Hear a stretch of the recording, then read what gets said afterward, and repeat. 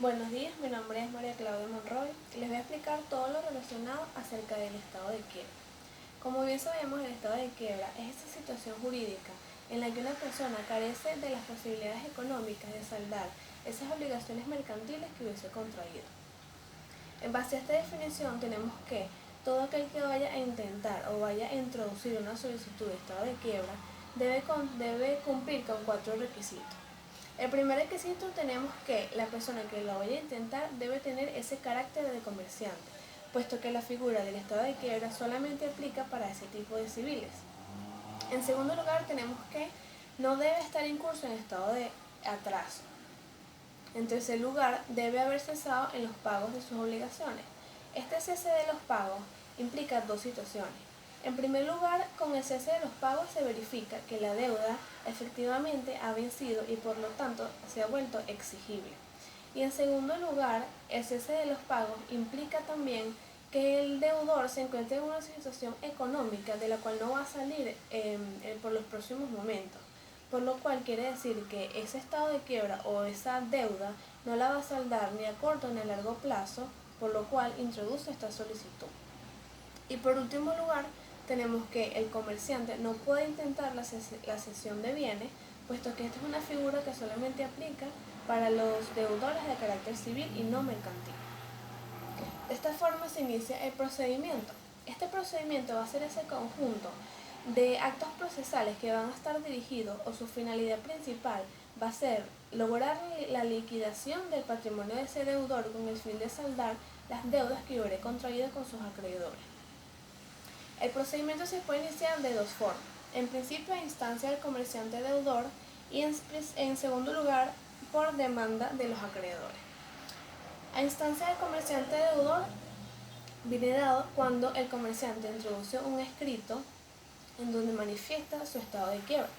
Este escrito debe presentarlo en un plazo de 3 días luego de que hubiere cesado sus pagos y deberá presentarlo por ante el juez de comercio de su domicilio mercantil. Este escrito deberá contener un balance general y una memoria razonada, donde se expliquen todas las causas y todos esos motivos por los cuales este comerciante incurrió en estado de quiebra. En caso de que sea una sociedad anónima, además de estos requisitos, deberá ser realizada por los administradores de dicha sociedad.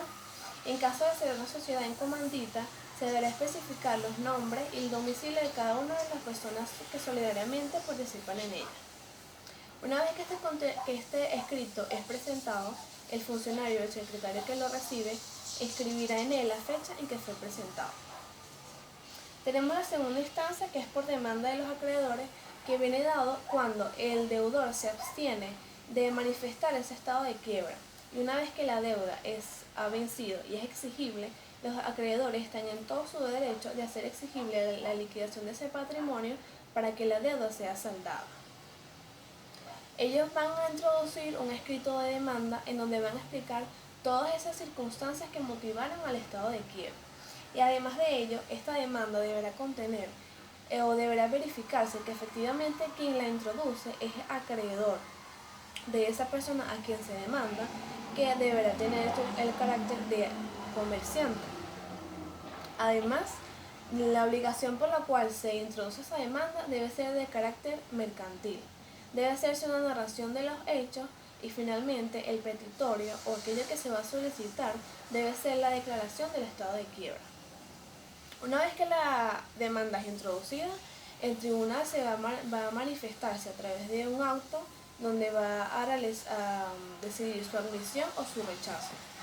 Una vez que la demanda es admitida, el tribunal va a dictar una medida judicial preventiva para la ocupación de los bienes del deudor. Y para ello va a ser el nombramiento de un depositario que va a estar a cargo de estos bienes. Una vez hecho esto, se le va a entregar copia certificada al demandado con una orden de comparecencia al 5.º día hábil siguiente para que dé contestación de la demanda. Una vez que este término ha concluido y ha llegado la fecha de la contestación de la demanda, el demandado solamente podrá oponer las siguientes excepciones. En primer lugar, puede declinar la competencia del tribunal puesto que puede manifestar que ese tribunal no conoce verdaderamente esa materia, es decir, puede declinar su jurisdicción. En segundo lugar, puede manifestar que quien intenta la demanda, es decir, los demandantes, no son verdaderamente sus acreedores. En tercer lugar, puede manifestar como demandado que él no es deudor. Y en tercer lugar, que no es comerciante y que no ha incurrido en estado de quiebra. Luego de que ha sido dada contestación de la demanda, se abre una articulación de 8 días para la promoción y la evacuación de las pruebas. Y una vez que ha finalizado este plazo, se procede a dictar sentencia. En la sentencia, el juez va a nombrar a un síndico, que debe ser abogado y comerciante.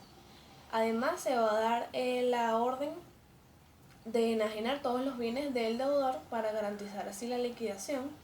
En tercer lugar, se va a dar una orden de prohibición de pagar o entregar bienes al fallido, y se va a dar la orden de que todas aquellas correspondencias que vayan dirigidas al fallido pasen a manos del síndico. En base a esta sentencia se generan 3 efectos fundamentales. En principio tenemos el apoderamiento de los bienes del fallido, a partir de lo cual se va a abrir el procedimiento de liquidación. Y en segundo lugar tenemos que los acreedores se van a reunir o van a formar un conglomerado para de esta manera repartir de manera equitativa todo ese patrimonio que posteriormente se liquide. De esta manera hemos concluido con el estudio del estado de quiebra. Espero que haya sido de su agrado. Muchas gracias.